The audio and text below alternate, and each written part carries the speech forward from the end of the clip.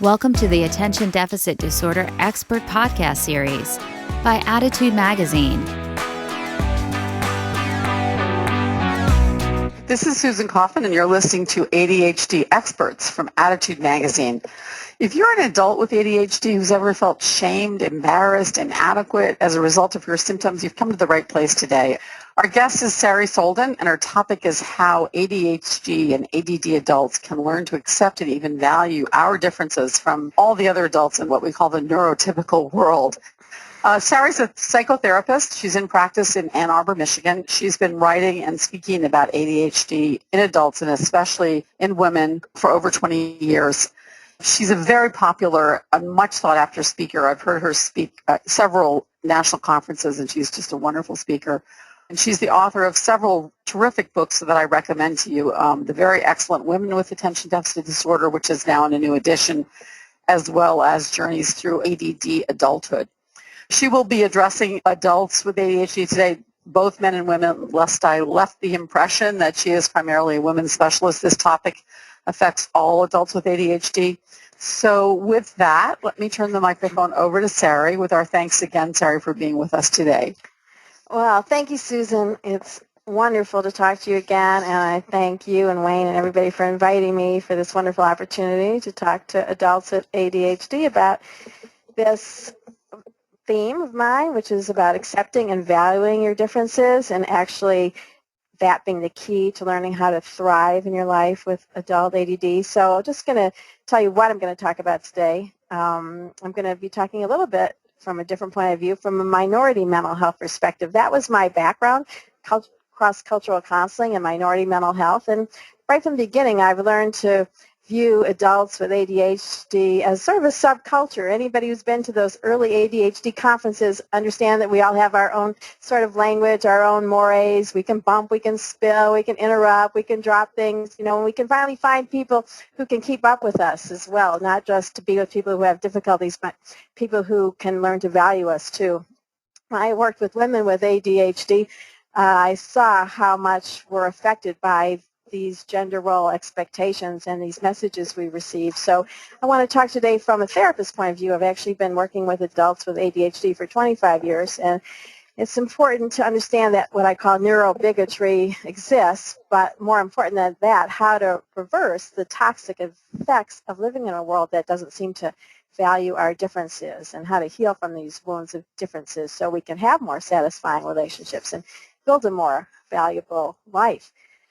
So my first topic over here is to talk about why I think about adults with ADD as a minority mental health issue. What I've noticed is that people with ADHD and learning difficulties and these kind of difficulties face the world in much the same way as other minorities with invisible differences do. They often sort of live in fear that they're going to be discovered, that their difficulties are going to be discovered, that they're sort of passing for normal.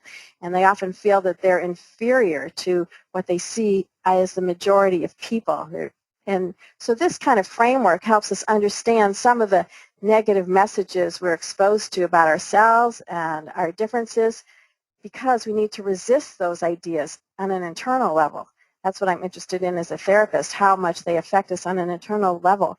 People with ADHD can sometimes deal with ADHD, but it's more difficult to try to do what is frequently done, to try to disown yourself because of your differences or your difficulties. So what I'm going to encourage you to do is begin to understand that these toxic effects, the way you take in these messages from the culture, keep you stuck maybe if you're trying to rid yourself of who you are, or wait until you get rid of your difficulties in order to have a successful life. So apart from the neurobiological, we have to understand that the ADHD. Neurodiversity is a wonderful term to help us understand that people with ADHD are minorities that need to be respected and need to help you respect yourself, just like any other minority.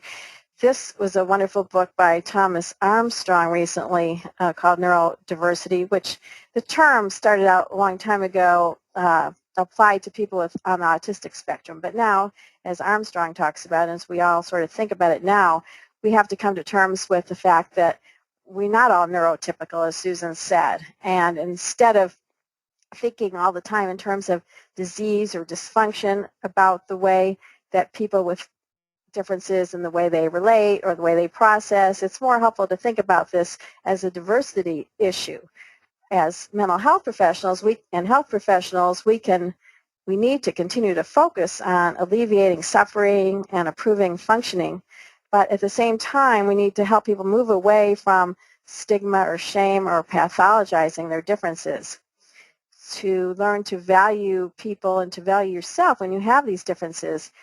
There's a lot of what I call neuro-profiling going on in the world. You might experience people painting you with too broad a brush or viewing you from too narrow a lens. And this is the same way that anybody who's a minority understands that people don't really see sometimes who they are inside. And really, in a way, it's the next important battle for equality. In the same way we fought for women's rights, ethnic and racial equality, and gender preference rights, this is the way we can sometimes need to think about the fact that neurodiversity is the next big battle in that field. The next slide talks about the term that I think I invented it, neuro-bigotry, because many of the psychological and interpersonal barriers people with ADHD struggle with are the result of internalizing these negative messages and the neuro-bigotry that exists in the culture. And I was struggling to find out, well, why, when somebody didn't have such a bad that they couldn't remember negative family messages, they still have this terrible oppression that they continue to do to yourself. They have this invisible effect apart from ADD that has to be understood. We absorb these messages from the culture about what's valued and what's not, just the way I saw a documentary recently, and there's been studies over the years about this documentary. It was called Dark Girls, and it shows, for years we've shown how little African-American girls will always pick the white doll when they've asked what's beautiful or who's good. And that's the same thing I saw happening with people with ADHD. They've learned what's valuable, and that's not them. And they continue to try to meet these cultural pictures of perfect organization or the kind of person they should be that they're not. We're familiar with that, in terms of matching body image or pictures of wealth, those things that we all covet in the society and try to match. But this happens with images around you of people who are very competent in the world and not struggling with the organizational issues or achievement issues of people with ADHD. So what we do is we idealize those images and we internalize them and compare themselves to them. Even I was talking to Susan earlier, even in this year, 2014, women especially, still insist on comparing themselves to this idealized perfect woman out there, and they continue to come up short.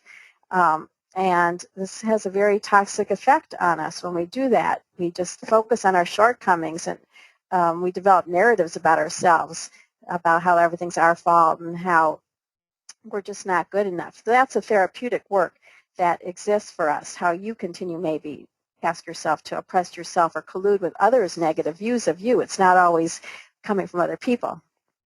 So the next slide is about forming a positive identity. This again comes from minority mental health that anybody with especially invisible difference has to come to terms with in order to combat the shame, or these are common things that adults with ADHD do on top of the difficulties that make it much more difficult. Shame, withdrawal, avoidance of people, feeling that you're going to have negative expectations and you don't want to get out there and show who you are in the world. Adults with ADHD have to go through a process of forming a positive identity where they learn, like other minorities do eventually, to find their own tribe and be proud of that identification.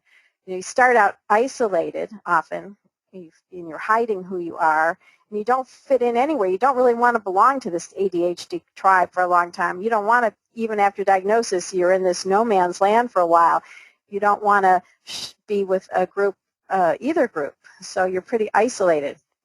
That's why I always encourage people to go to conferences like Adhd, which is ADD.org, by the way, where you're with hundreds and hundreds of people who are like you for the first time. That helps you slowly become comfortable with your differences. At that point, you're able to eventually move out and to engage and be successful in the greater world. but without hiding or sacrificing your self-respect and authenticity. So it's not about disclosing you have ADHD at all. It's about when you're in the majority world and you're not with your own ADD group anymore, you can still enjoy and be yourself without internally putting yourself down. That's what's important here. The next slide talks about why that's so hard to do. It's what I've learned to call wounds of difference. When you grow up with ADHD, and especially as many women are, or especially men and women who were never hyperactive, if you weren't diagnosed as children, you probably did grow up without an explanation for your confusing experiences. One person might see you as wonderful or creative or sensitive in a good way. Other people might see you completely inexplicable. If you don't have hyperactivity, they might not understand why you're just sort of just laying there, it looks like, with nothing going on when, of course, you had so much going on inside. So you don't have anybody explaining your different experiences of yourself, so you can't really learn to see yourself clearly. And so you just start to absorb these, kind of make up reasons for why you're having such a difficult time. And as an adult, now you still might feel these wounds coming up, especially in groups where you might still feel invisible, or you might feel wounded when you feel like you don't fit in or that you're not understood. This becomes part of your core identity, and this is why you start to hold yourself back or put yourself down in relationships. So people with ADHD, I think, are equally afraid of being humiliated by standing out and being noticed. Unfortunately, though, we are trapped by an equally strong desire to show who we are and be recognized. So we're really stuck often, and we stop taking risks, and we stop letting ourselves find avenues where we could make a unique contribution because we're so we're afraid of taking a risk so that we can make a unique contribution. We're afraid to be seen, and we're afraid not to be seen. The next slide is about healing. And I use the word healing as a therapist rather than the word curing, because healing is a more helpful way to think about treatment goals for yourself as adults with ADHD. Healing really means restoring to wholeness. I think that's the true definition of it. While a cure is about getting over who you are. And this is your brain. You have differences like everybody does. And trying to disown part of who you are is much more destructive and damaging to you as an adult than your actual symptoms. So wholeness, that's the goal, is to be able to see all of who you are, your strengths and your personal attributes, whether you have determination, perseverance, sense of humor, not only your challenges. So that's what helps you heal and move forward, is to learn to understand all of who you are so that you can deeply accept your differences. The next slide talks about the fact that to do this, you must find your own tribe. Someone once said that's the great thing about writing a book, is that it brings your tribe to you, and that's what happens at conferences too, or when you let yourself be seen. And the reason why it's so hard to find that tribe is that you're hiding so much of yourself, and other people who might be like you are hiding who they are in important ways, so you can't find and recognize people who might be like you, because to heal requires that you find new role models and people to support you so you can take new risks, so you can begin to have experiences of success and develop a new sense of confidence and courage. Susan was telling me earlier that people that she knows who have managed to find an area to achieve in, even when they have ADHD, feel much better about their difficulties. And not that the difficulties go away, but even when they persist, when you found something to be where you can be in your area of strength, you can balance out and stop hyper-focusing on your deficits. And that's so important. A client gave me this great quote by Shel Silverstein, and I love this because it shows how you have to sort of telegraph to people out there when you're different in some way who you are, so other people who are like you and who are hiding too will know. And this says, "She had blue skin, and so did he. He kept it hid, and so did she. They searched for blue their whole life through, then passed right by and never knew." To me, that really sort of explained the importance of letting people know who you were. So you need to find one person, somebody, some group to value you and support you moving on toward your strengths. You need to be able to develop a new story of who you are instead of this story of it's all my fault. Sometimes someone can help you develop an idea about a view of yourself that's more heroic. You have a great difficulty often. You have great difficulty with your children. You could see yourself as in a hero's journey just as easily if somebody was able to feed that back to you and see you and value those differences. When you accept and understand and value yourself, you improve your relationships. It's not just about your self-concept. That has to happen first, but valuing your differences gives you a greater sense of personal power and equality in relationships. When we continue to define ourselves in negative ways, we're unable to participate as an equal in relationships. I see it all the time where people allow themselves to be in really critical relationships and because they agree on some level, that it's so terrible that they're late or it's so terrible that they're disorganized. Those things are difficult, but your partner has difficult things too. So it's important for each person in a relationship to be vulnerable and to be competent, to understand that everybody struggles, and what we need to do is respect ourselves and expect respect. So whether it's in your intimate relationships, with your friends or families, or at the workplace, we need to develop this sense of acceptance first so that we can begin to show our strengths. When you do that, then you stop withdrawing. What happens now is because we're so sensitive to our differences, we often get so scared when we don't believe the same way, or we don't feel the same way, or we have to do things differently, or we need to ask for what we need. If we haven't developed some sense of our own strengths, it's going to be really hard to do that, and we're going to lose power in our relationships. Probably the most important thing I work with on people is setting healthy boundaries that communicate limits, how people can treat you, that you expect respect even when your difficulties persist.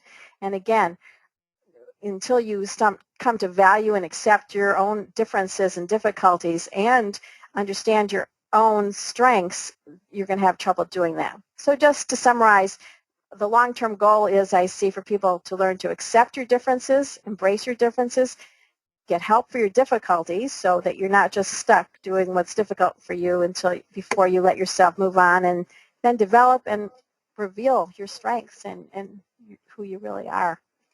Very inspirational. Lots of questions here. Before I go to the questions from the many people who are still struggling to reach that state of valuing you, let me just give the audience a quick poll.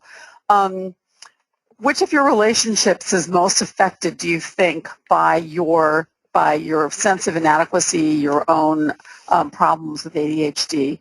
Is it with your partner, with your friends, with your family, with your coworkers? We have questions on all those areas. We have some number of questions about the workplace, family, children, even not respecting a parent, and so forth. So I'll be curious to see.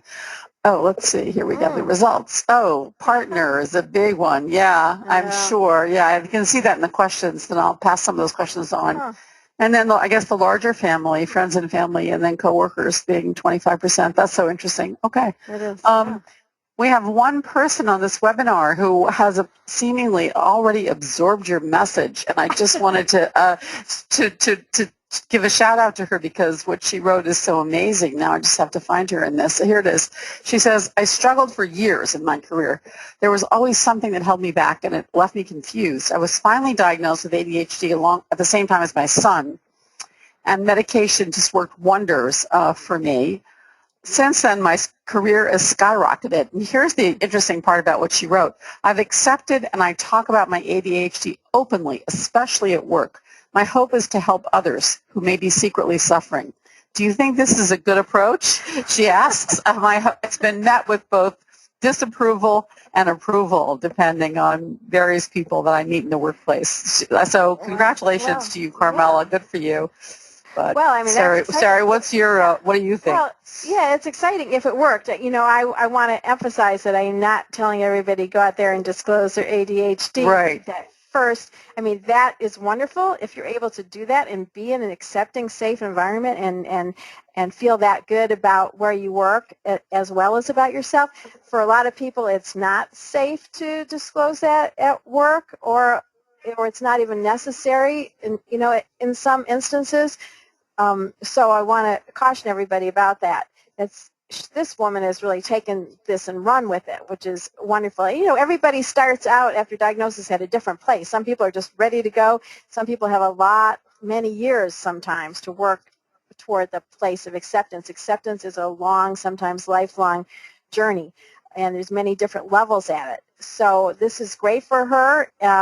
Some of the other people listening might find that they're not ready for that, even to disclose it to their closest friends and relatives and even partner yet. So each one of you has to just sort of validate when you get diagnosed, what you're ready for. Almost everybody is afraid to tell somebody, and you just have to listen to your own self. And many people have to go to ADD talks like this and gatherings and reading and support groups until you're ready to do this. So this woman was ready and eager to go, and I'm just thrilled that she was able to do that. And I just want to tell everybody that you might not be ready for that, and it might not even be safe to do that.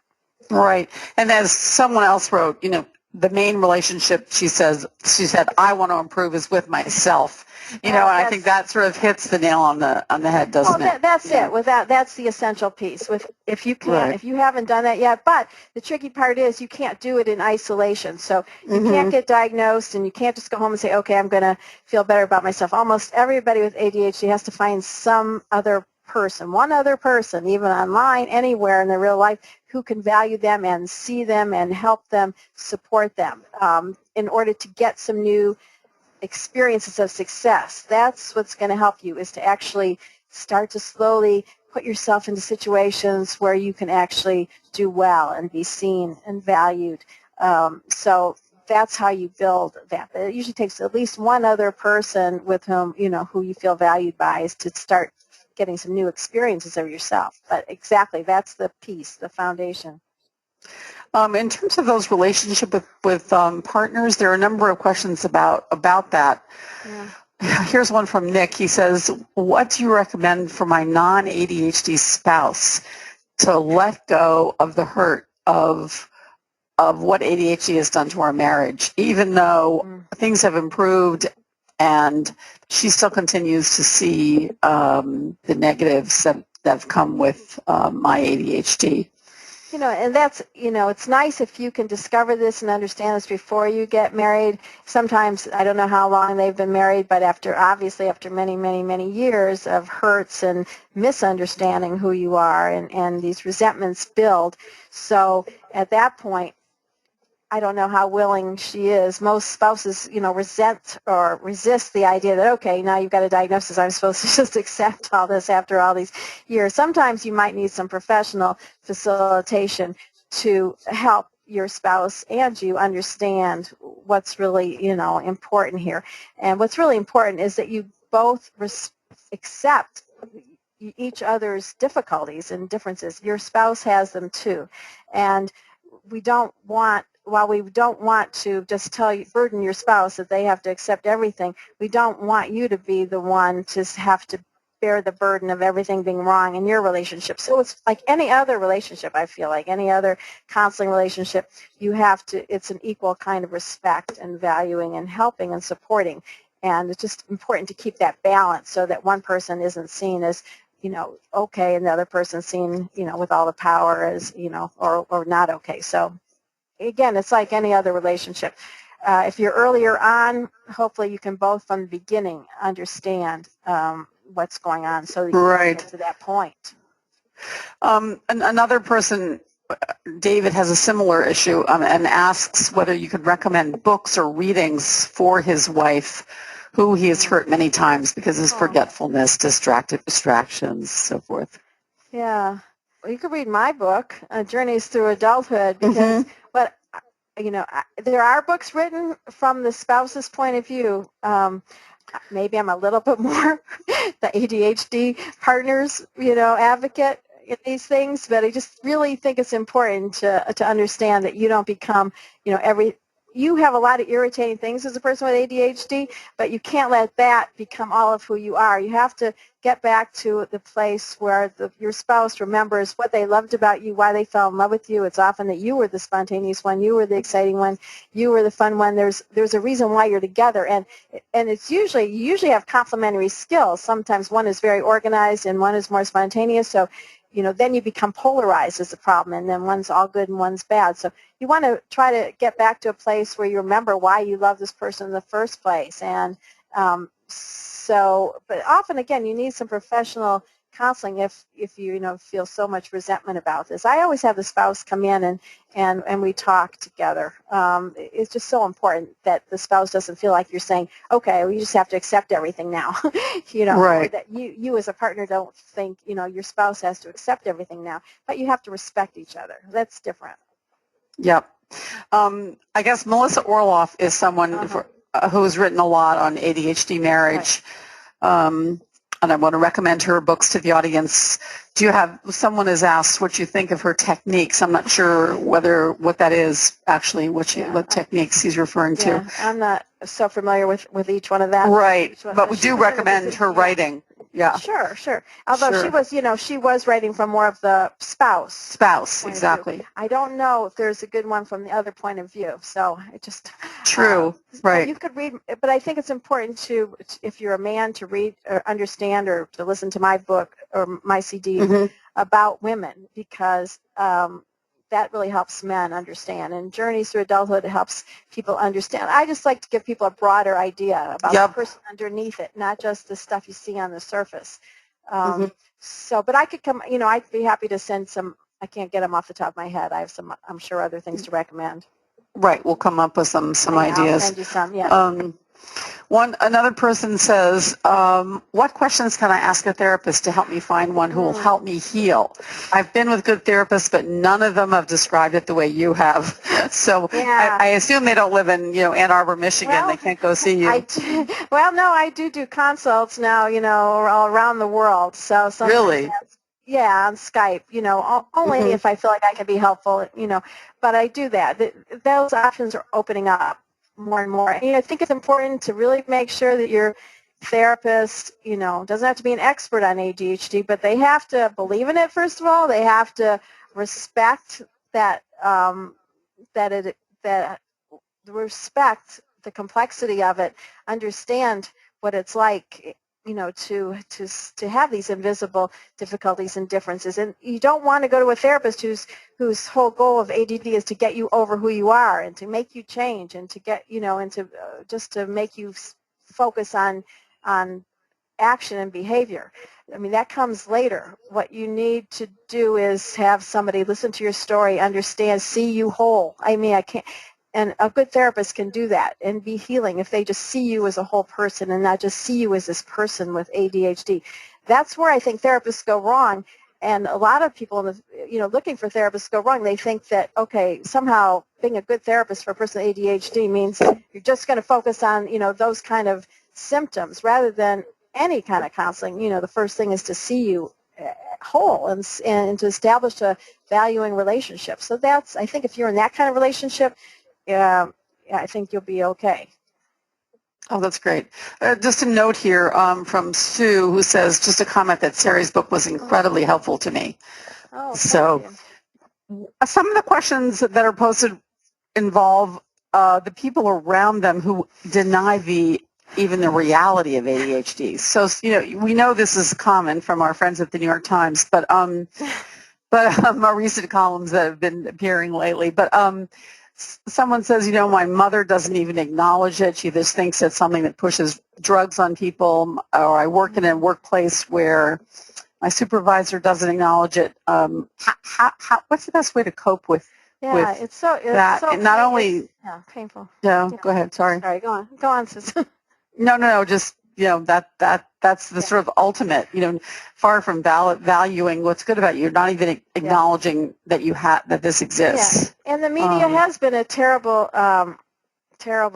influence, and has a terrible effect on you being able to come out and be who you are, just like any minority who's hiding, if, because, in the old days it was other kind of minorities, or that you were afraid to let people know who you were because there were terrible stereotypes about them. That's why I compare it to that. There's terrible stereotypes about people with ADHD, and everybody's got an opinion, and it's all in the media, so it's not safe to come out yet to the general public, and it's hurtful. You need to really identify with a smaller group first of people you have to solidify your feeling of being okay. That's what I said, in your own tribe first, and then you can slowly you won't matter so much. The negative things you get back. Right now, you're too vulnerable. You're sort of shaky at the beginning. You need to really understand ADHD. You need to have a firm understanding of how it affects you. You need to have a firm understanding of how you value yourself and who you are as a whole person. And before you can start to deal with somebody who doesn't really understand you or believe in ADHD. But if you're still shaky, that's going to be hard to do. So, luckily now there's conferences, there's online things, there's magazines, just so you hear. That's the most therapeutic thing that I've seen all these years, is being with other people who get it, who get you, who understand you, so you can believe that it's real, and then you be able to, you don't have to deal with people that you don't like, but there's a lot of people that you have to deal with in your life who aren't going away, and you have to sort of really come to value yourself first, and that before you can explain it to them without feeling so defensive or attacked. Okay.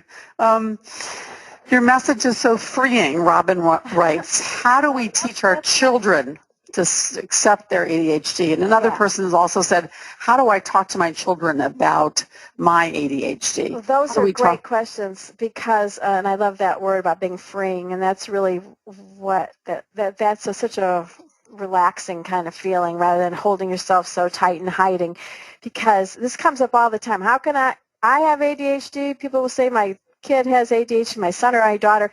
How do I teach them to value themselves?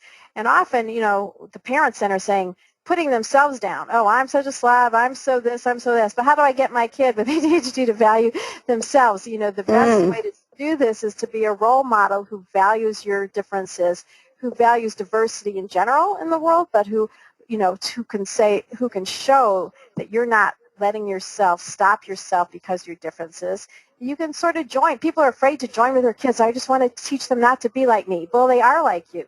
And so you have to sort of say, look, we both struggle. We both have strengths. I have this strength. I have this difficulty. I know you struggle. This is what I do. Let's think about what you can do, so that your kids don't have to grow up without that explanation and that confused self-image. If you can tell them, look, this is what we're both struggling with. This is how it works. This is, we have this. We both have these wonderful qualities. This is what I'm trying to do. Let's work together. So joining with them, is something parents don't usually do. But being a great role model and joining with your children and understanding, that maybe you have an ADHD household and we have to do things differently. So, that's going to give your kids the most self-esteem and explanation for how they can be advocates for themselves too. That's great. Yeah. Let's see. Listening to this discussion brings so much emotion, thinking of how much ADHD has affected my life. This is Linda. The key point being how much family, spouse who showed irritability and frustration with me was internalized, and I let myself feel inferior. I'm still at age 68 apologizing. Medication has really helped, but I only take it sporadically, feeling that, I should just do natural interventions and diet. I guess Linda doesn't really have a question, but she's just making the point that she's it's very emotional, and I'm working with an 80-year-old now. Actually, my oldest client now is 80, and she said she spent from age 5 to 75 hating herself, and hating these differences, and now she's had the most wonderful 5 years of her life now since she's gotten diagnosed and understanding and working with me now, because and even at her age, she's taken back more power in her marriage, and she's set these limits, and you just flip the switch where she sees herself now through this different lens. And so, there is a grief process that you go through. I mean, and a lot of people write about that, but it's about this grief. Oh, I spent all those years, why didn't somebody understand me? But you can still, by just listening to this, understand there's millions of people who are not neurotypicals and who are wonderful people, and to start to, be in a different tribe for a while is going to really help you, even at this age, start to take back some power and find some way to, let yourself be in your area of strengths now and talents and gifts. Here's a great comment from Anne. She says, my tribe is just as overwhelmed as I am, juggling things. We feel like we can't get done. It helps to talk about frustrations with others, but we're so overwhelmed and disorganized to spend much time together. Well, it's nice to have people at least understand. Now, on my website, I know people have, and other places join with buddies, though. Even though everybody's struggling, sometimes they find ways, because they feel open with these people, to say, okay, let's everybody, go for 15 minutes and do whatever that task is that they've been putting off and come back together. So there is something to feeling safe and being able to have a group of people that you can all decide together to be buddies and to do things in a way that's just connected to other people. Sometimes, obviously, you can get your emotional satisfaction there, and you need to have somebody like a coach or a counselor helping you, to move forward in a more structured way. But it's great that you have some people to talk to, believe me. Two people have asked about how to sensitively broach the topic of possible ADD with a partner. In one case, what about two partners with ADD? One who is managing and the other is not. How do you broach that sensitively? And the other person, what can you suggest to do when your husband won't go with you to help when you ask him to? Okay. One of our two children has been diagnosed, and then I was. We've been married for 19 years, and my husband will be the first to say there's nothing wrong with him. Hint, hint. Nancy. Okay, wait, there's about 4 different questions in there. Well, both of these people have partners who I guess are either not accepting the diagnosis or not being willing to address it or not. But first you said there was there was 2 people had ADHD though, right? Right, one managing and one not, right. Yeah. Well, those mixed marriages, there's different kinds of mixed marriages. There's ADD and ADHD, but then there's people, but this is an important thing. Sometimes two people with 2 different completely kinds of ADHD think that they should understand each other, but sometimes they don't have the complementary skills to help each other, and so a very hyperactive kind of high STEM seeking partner with a very non-hyperactive person who's overwhelmed by stimulation, they have even a harder time because they think they should understand each other, and they can't help each other. They don't have the complementary skills, but they overwhelm each other in ways that are very difficult. And then in these other mixed marriages with non-ADHD partners, sometimes the biggest problem is the power grab, kind of, or giving over all your power to this partner, and what happens to the person with ADHD, let's say you don't understand money very well, and you think you're going to split this up so that it makes sense on the surface, that the non-ADHD partner is going to take over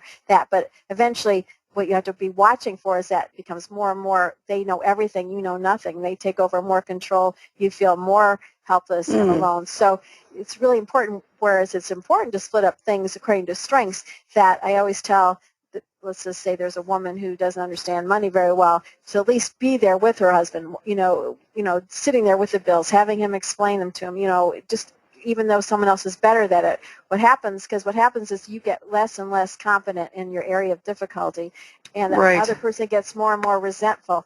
So while you want to split things up according to skills, you don't want to completely give up the areas that you're weakest in terms of just at least maintaining some contact in it, because then you don't know what's going on, and then the resentment from both ends kind of builds and the frustration builds. So I can't remember the exact question. Yeah, no, that makes sense. Dara has asked, is there any advice on how to get my loved ones to stop trying to fix me? I feel like I'm fighting my own self-image, and when their husband and parents are constantly making suggestions, which apparently are well-meant, but what if you did this, or why can't you do that? Or she said, it's hard to accept yourself without trying to convince everyone else that you're not, a catastrophe. Right, and you can't convince them. But this is where that thing I said about boundaries and setting limits is so important. That's probably the most important skill, and I talk about this in my books, but it's probably the most important skill is to learn to set boundaries. There's another book that I recommend. It's called How to Set Healthy Boundaries in Everyday Life, Where to Draw the Line. It's by Anne Catherine. But, so just sometimes learning the verbiage and the words, because when you have ADHD, often you let people just say whatever they want to you because there's a grain of truth in that. Okay, yeah, I was late, so, and, that means everybody can dump on me for the next hour. So learning to set limits about how people can talk to you, being able to explain to them what is helpful and what isn't, and what you need and what you don't need, all that is like what you need to learn first from these groups, from books, from counselors, so that you can say, I appreciate what you're trying to do. This isn't helpful, though. What I really need is this. Or so not accepting toxic help, learning to set limits and set boundaries about how people can talk to you. I mean, it's not uncommon to have, like, I've had women that just will sit there for like a half hour and have people completely criticize them and dump all over them because of some ADD thing, because they feel like, oh, well, I was late. And, so learning to separate out the ADD thing from, what's okay about how people talk to you. There's a lot of people who let themselves continue to be in emotionally abusive relationships because they think their ADD is so terrible that means that they should allow, whatever emotional kind of criticism or abuse, people want to dump on them. So, learning to feel better about yourself, and acceptance, as somebody said before, self-acceptance is so important so that you don't allow people to criticize you in really toxic ways. Okay. Another question along those lines. What can I do with my non-ADHD husband to work on the path of acceptance? My husband keeps telling me that I have to own up to my ADHD. Ooh. And he's obviously frustrated and wit's end with me. I feel he's got little energy left to accept anything about my ADHD, and yet, you're saying we need to learn and move forward and be mutually supportive. What baby steps can I take to start to bridge this gap in our ADHD versus non-ADHD relationship? Yeah, well, you get into, I think Ned Hallowell called a long time ago saying about that, I don't know what he called, master-slave relationship. I think he called it originally. But there's a imbalance of power that happens in these relationships that it's very hard to reverse. But I can even hear it in that question that you're always on the defensive, you're on the lower end of the stick here, and that what can you do to, change his view of you? And I can't remember the beginning of the question, but whatever it was indicated that. Do you still have it in front of you, Susan? Oh, I don't remember what I don't. it was, but I'm sorry. Yeah, but whatever you said indicated that I think there was like sort of a imbalance of power in the relationship, and that's very common where somebody will become the person who's sort of in charge of the one labeling what's going on here, and the person with ADHD will feel way under the unempowered here, and so that's what has to happen first, where you're both sort of seeing yourself from a balanced and valued place. If you don't value your spouse, or your spouse doesn't value you, it doesn't matter what kind of lists you set up or systems you set up. If that's the underlying feeling, it's not going to go anywhere, no matter who decides to clean the kitchen. So, it has to start from your spouse valuing you and from you valuing yourself. Again, I go back to this thing about finding your tribe first. You have to get enough sense of yourself before you can just go it alone with your spouse who's viewed you negatively all these years. You need some kind of support group so you can expand your sense of self and say, yeah, I'm really a mess in the kitchen, but I'm also all these other things. I'm not one thing. That's when I talk about wholeness. You have to be able to see yourself whole. Because if you the people that I see just have this really distorted self-image, and they only see their negative selves, and until you're going to just invite all sorts of imbalances of power in your relationship until you can see all of who you are again. Okay. Linda has asked what you think about describing ADHD as a gift. She said, not to discount difficulties, but does it help to admit the special qualities that are really come about in many people because of ADHD, creativity, whatever, Exactly. It's very important for you to understand your own gifts and strengths as well as your own difficulties. You can't really discount either one when you're trying to move ahead. You have to say, these are my difficulties. These are real, and these are my strengths, and I have to find a way to get help from my difficulties, and so that I can move along and use my strengths or show my talents or develop my gifts.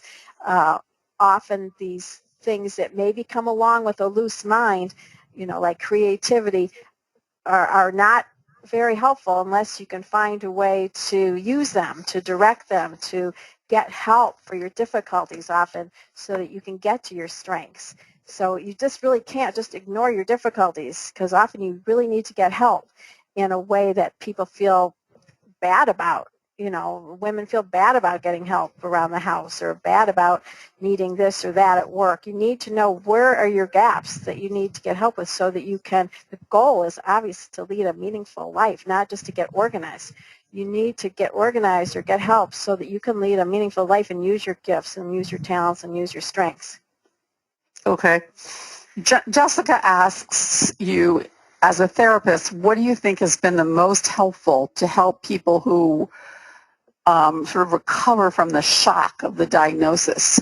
In her experience, I guess, feeling just really terrible hearing this diagnosis and wondering what you found is the best way to help someone move to acceptance and then on from there to, sort of empowerment.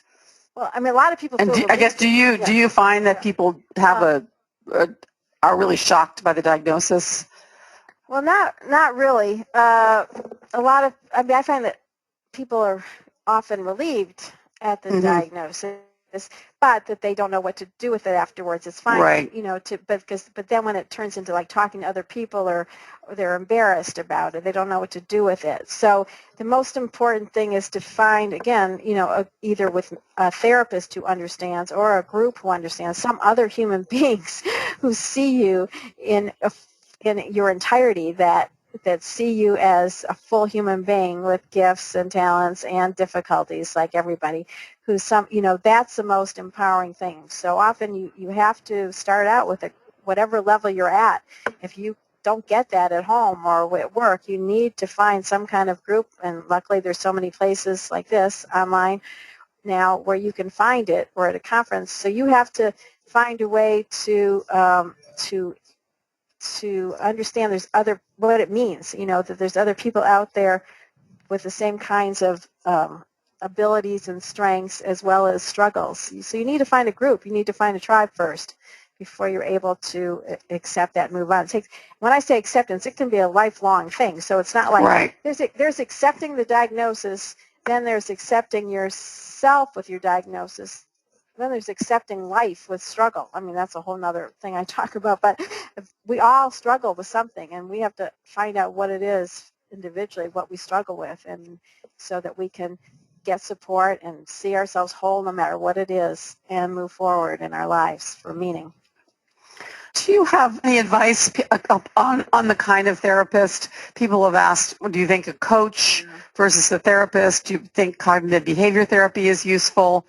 Well, everybody with ADHD is different and an individual, and are at all different levels of acceptance and all different levels of dealing with other things besides ADD. So, I mean, sometimes there's people who just are dealing with ADHD. Some people are dealing with ADHD and a whole host of other things. So there is not one person with ADHD who's just, and that's what's important to understand. There's people who struggle with all sorts of childhood difficulties who come to ADHD and this diagnosis with a host of other problems and difficulties and struggles and strengths.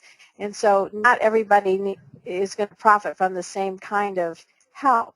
I usually start with a consult with a person, a complete consult, so I can understand what are the pieces at this stage of their life that they need to fill in. So some people can do okay with coaching, if they've worked out a lot of these other issues, if they're not impacted greatly by their self-esteem or their self-image or depression. Other people, need some help with all that before they can just focus on the performance aspect of coaching. So, that's why I like you to just view yourself, even though you have ADD, as an individual with a whole different kind of background and subset. So some people, I usually like do a consult where I put together, some people need an organizer who's trained in, severe and chronic disorganization. Some people need a coach. Some people need a therapist. Some people need meds. Some people need couples counseling. So that's how I look at something when I do a consult on somebody, just all those pieces. And for each individual, it's going to be different. Okay. Sorry, I can't seem to. No, I think that makes sense. But there is no just one ADD person, everybody. Right. Especially as an adult. There are three or four people here actually who've posted that about the workplace, and several of them disclosed their ADHD, were advised to do so by a therapist or by someone asking for accommodations, and in all the three cases of the people who posted, it had very negative consequences. Yeah. They were bullied. They end up losing their jobs. So I'm just going to report to the group that there are a number of posts here from people on the webinar who are saying that they learned the hard way that it is better not to disclose in the workplace. Right. Well, and there's a Wilma Fellman writes some really good books about careers and ADHD, and I've seen her talk, and I know the general general advice from professionals who work with adults with ADHD is, you have to make sure that it's a safe environment in order to disclose. If you're in a job, where you love the work, that you're good at the work, that people like you're valued there, and there's just some special things you need to make this work better, where you need to request a formal accommodation. If it were that kind of situation, then go ahead and do it. But what's probably more common, but if you can't make an unsafe, miserable place where they can't stand you and you can't stand them, you can't legislate that often. If maybe they'll legally, after a long fight have to give that to you, but it often doesn't work out very well. But there's so many things you can do before that to learn to describe what you need, to ask for what you need in a mutually satisfying way. The bottom line is I could do this great job, if I could close my door every day for an hour, if I could move to that, end of the office for an hour so I wouldn't be distracted, I think I would do much better. So learning, or if you could just learn to ask somebody to come by and tap you on the shoulder before, 5 minutes before, so you could be on time for the meeting. Or there's a lot of informal ways, or asking your supervisor, I really, want to improve. Could we sit down every week and talk about this, or, the 3 priorities I have, or informal ways without disclosing, focusing on your strengths and your needs and your desire to compensate for weaknesses that we all have. Often that's a better way to do it, more informally, or informal coaching through somebody there. So that should be your last, the last line of defense. And it's usually only helpful when everybody wants it to work. Then it can work. Interesting. Yeah. This person says that he's working really hard to repair the damage in his marriage since he was diagnosed, but he thinks at some really profound level, however, his wife really thinks that he would just get things done better, remember better, if he just cared enough. He says it's just devastating, and I don't think she's ever really understood my situation. So I guess this might come back to your recommendation of seeking help for both parties, or sometimes there's so much damage done, depending on how long it is, and so much bitterness, and because it wasn't understood, and so a partner has experienced years of feeling like you're not caring about them, or you're not doing what they don't understand why you're treating them in a careless way. That's what they think. So often, if it's at that level, a marriage counselor could help you both understand each other. Sometimes things have gone too much, and not just from their point of view. Sometimes a person with ADHD, feels, just unvalued for so long.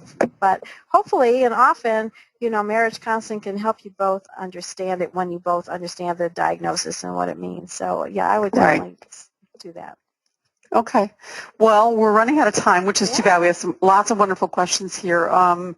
Sari, I think your message has been really, really well received, and it's really an important one for so many people for whom the emotional side of this of ADD is just not addressed very frequently. We get lots of tips, do this, do that, but not a lot of validation of the feelings we have. So thank you for your message today. If there's one last thing you want to say, you have a minute or so left.